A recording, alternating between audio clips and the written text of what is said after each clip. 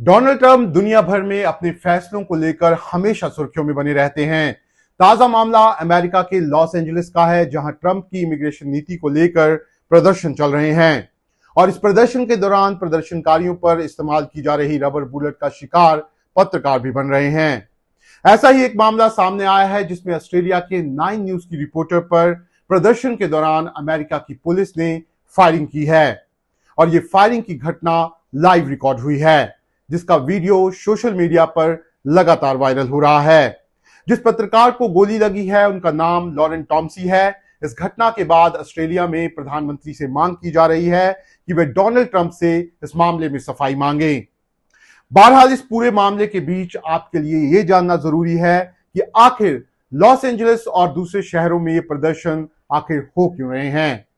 ऐसे में हम आपको सिलसिलेवार तरीके से इन प्रदर्शनों के पीछे की वजह बताने जा रहे हैं। दरअसल अमेरिका में हो रहे चुनावों के दौरान डोनाल्ड ट्रंप ने साफ कर दिया था कि अगर वे सत्ता में आते हैं तो देश में अवैध रूप से रह रहे लोगों के खिलाफ कड़ा एक्शन लेंगे।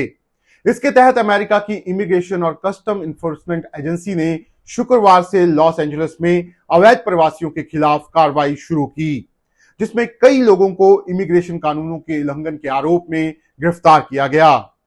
लेकिन इस कार्रवाई के विरोध में लॉस एंजलिस में प्रदर्शन भड़क उठे, जिसे देखते हुए ट्रंप प्रशासन ने 300 नेशनल गार्ड जवानों को डिटेंशन सेंटर की सुरक्षा में तैनात कर दिया। यह पहला मौका नहीं है जब आईसीई ने इस तरह की छापेमारी की हो, लेकिन इस बार की कार्रवाई ट्रंप की विवादास्पद इमिग्रेशन नीति के तहत हो रही है, जिसके तहत हर दिन 3000 अवैध प्रवासियों की गिरफ्तारी का लक्ष्य रखा गया है। आरोप यह भी है कि आईसीई अब कानूनी तरीके से रह रहे लोगों को भी निशाना बना रही है, जिस कारण लोगों में आक्रोश है और ट्रंप के खिलाफ सड़कों पर विरोध तेज हो गया है। लेकिन ट्रंप की बात करें तो उन्होंने चुनाव के दौरान अवैध प्रवासियों को लेकर कई बड़ी बातें कही थी। ट्रंप ने कहा था कि अमेरिका में जो अपराध की लहर चल रही है उसके पीछे अवैध प्रवासी ही जिम्मेदार हैं। उन्होंने इन अवैध प्रवासियों की तुलना जानवरों से की थी और कहा था कि ये लोग देश के नागरिकों के खून में जहर भरने का काम कर रहे हैं। इतना ही नहीं, अमेरिका में बढ़ती महंगाई और लोगों को घर न मिलने के पीछे भी इन अवैध प्रवासियों की बड़ी वजह माना गया है। यही कारण है कि ट्रंप प्रशासन इस मुद्दे पर बेहद सख्त हो गया है। लेकिन ट्रंप की इस सख्ती के बीच नेशनल गार्ड्स की तैनाती को लेकर सवाल उठ रहे हैं।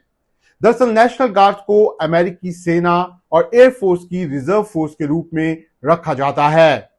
अमेरिका में हर राज्य की अपनी नेशनल गार्ड यूनिट होती है, जो राज्यपाल और राष्ट्रपति के निर्देश पर काम करती है। लेकिन ट्रंप द्वारा कैलिफोर्निया में नेशनल गार्ड्स की तैनाती को ऐतिहासिक कदम बताया जा रहा है, क्योंकि उन्होंने ये फैसला राज्य के गवर्नर की मंजूरी के बिना लिया है, जो कि 1965 के बाद पहली बार हुआ है। अपने पहले कार्यकाल के दौरान भी ट्रंप इस मुद्दे पर सख्त रुख अपनाए हुए थे और इस बार भी वे बड़े फैसले ले रहे हैं।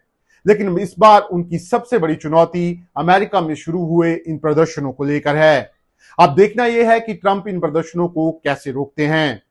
बहरहाल अगर आपको हमारी ये खबर पसंद आई है तो अपनी राय कमेंट बॉक्स में जरूर दें, क्योंकि आपका भरोसा ही हमारी ताकत है।